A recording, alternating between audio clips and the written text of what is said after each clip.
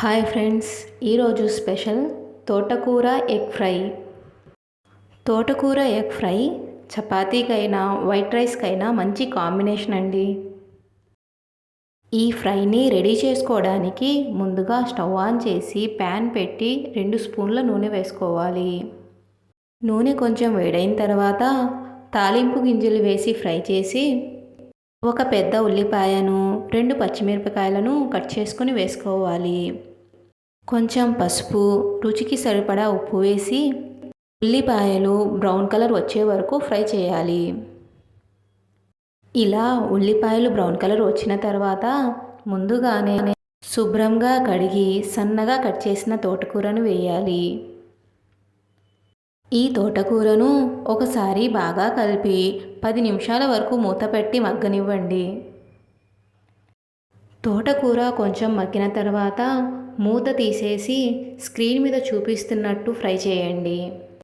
తోటకూర ఇలా బాగా ఫ్రై అయిన తర్వాత ఇందులో 3 కోడిగుడ్లను పగలగొట్టి వేయాలి. కోడిగుడ్లను వేసిన వెంటనే కలపకూడదు. 10 నిమిషాల వరకు మూత పెట్టి సిమ్లో ఉంచాలి. 10 నిమిషాల తర్వాత మూత తీసి కోడిగుడ్లను తోటకూరను బాగా కలపాలి.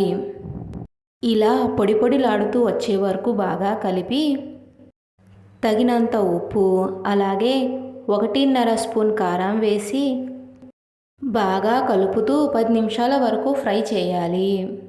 ఎంతో టేస్టీగా ఉండే తోటకూర ఎగ్ కర్రీ రెడీ. తోటకూరను తినడానికి చిన్నపిల్లలు అంతగా ఇష్టపడరు. ఈసారి ఇలా ఎగ్తో ట్రై చేయండి. చిన్నపిల్లలు కూడా చక్కగా తింటారు.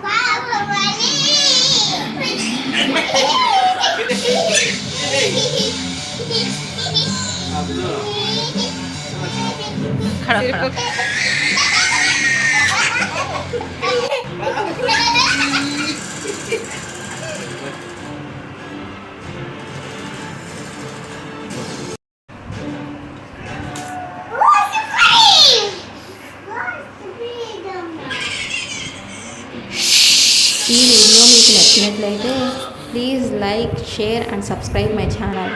Thank you.